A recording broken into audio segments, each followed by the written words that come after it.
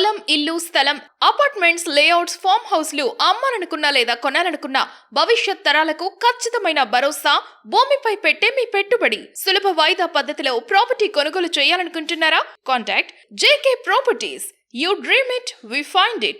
7799993699. సంసారం సాఫీగా సాగాలంటే ఈ జాగ్రత్తలు పాటించాల్సిందే. కాపురం చేసే కళ కాలు తొక్కేనాడే తెలుస్తుందంటారు. వైవాహిక జీవితం సాఫీగా సాగాలంటే సమస్యలు లేకుండా చూసుకోవాలి. దంపతుల మధ్య నమ్మకమే ప్రధానంగా ముందుకు పోవాలి. దీంతో ఇద్దరి మధ్య అనుబంధం పెరుగుతుంది. ఈ నేపథ్యంలో భార్యాభర్తలు కలకాలం కలిసి ఉండాలంటే కొన్ని జాగ్రత్తలు తీసుకోవాల్సి ఉంటుంది. సంసారంలో ఎలాంటి గొడవలు లేకుండా ఉండాలని సూచించాడు చాణక్యుడు.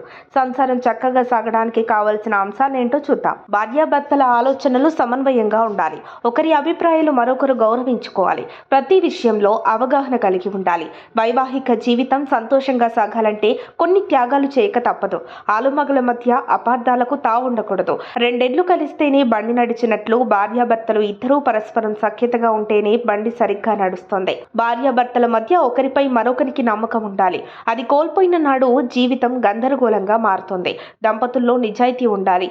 ఏ పని చేసినా ఇద్దరూ అనుకుని చేయడం మంచిది. దీంతో ఆలుమగల మధ్య అనుబంధం పెరుగుతుంది. కట్టుబాట్లకు కట్టుబడి ఉండాలి. అప్పుడే దాంపత్యం సాఫీగా సాగుతుంది. ప్రేమ పెరుగుతుంది. కుటుంబ నిర్వహణకు డబ్బు అవసరమే. జీవితంలో మనం సంపాదించే డబ్బు మొత్తం ఖర్చు చేయకుండా మనం భవిష్యత్తు కోసం కొంత డబ్బు దాచుకోవడం తప్పనిసరి. లేకపోతే మనకు ఇబ్బందులు ఎదురైనప్పుడు కష్టాలు తప్పవు. భవిష్యత్తు కోసం పొదుపు చేయకపోతే ఇబ్బందులు వస్తాయి. మన అవసరానికి ఎవరు డబ్బు ఇవ్వకపోతే సమస్యను పరిష్కరించుకోవడం కష్టమవుతుంది. భార్యాభర్తలకు సహనం ముఖ్యం. ఏదైనా గొడవ వచ్చినప్పుడు సామరస్యంగా పరిష్కరించుకుంటే ఎవరి సహకారం అవసరం ఉండదు. ఇంట్లో గొడవలు జరిగితే అందరూ వస్తే బాగుండదు. జీవిత భాగస్వామిలోని లోపాలను అర్థం చేసుకుంటే సమస్యలే రావు. కాపురంలో కలతలు రాకుండా ఉంటేనే మంచి ఫలితాలు ఉంటాయి. తప్పులను క్షమిస్తే ఎలాంటి గొడవలు ఉండవు. దంపతుల్లో సోమరితనం ఉండకూడదు. బద్ధకం ఎక్కువైతే పనులు వాయిదా పడతాయి. దీంతో ఇద్దరి మధ్య గొడవలకు ఆస్కారం ఉంటుంది. జీవితం ఒడిదుడుకులు లేకుండా చూసుకోవాలంటే డబ్బు అవసరమవుతుంది. అది సంపాదించాలంటే సోమరితనం ఉంటే వీలు కాదు. అందుకే బద్ధకం వదిలేసి మంచి చురుకుగా ముందుకు సాగడం వల్ల మంచి ఫలితాలు వస్తాయి.